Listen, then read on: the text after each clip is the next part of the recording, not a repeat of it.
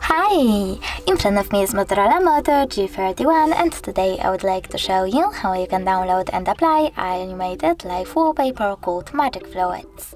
First of all, go into Play Store, tap on the search bar and type in Magic Fluids.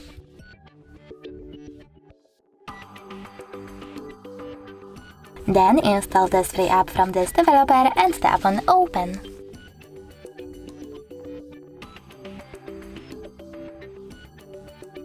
Now click on those three lines at the bottom right corner, select Settings and tap on I accept. Over here you can adjust your wallpaper however you want to, and when you're ready to tap at the top right corner and bottom one again. But this time just set aside wallpaper, click on Set Wallpaper and pick one of those options, Home Screen or Home Screen and Lock Screen. When you're ready, just go back. And now as you can see, my wallpaper has changed. Thanks so much for watching. If you enjoyed this video, leave a like, comment and subscribe. Bye!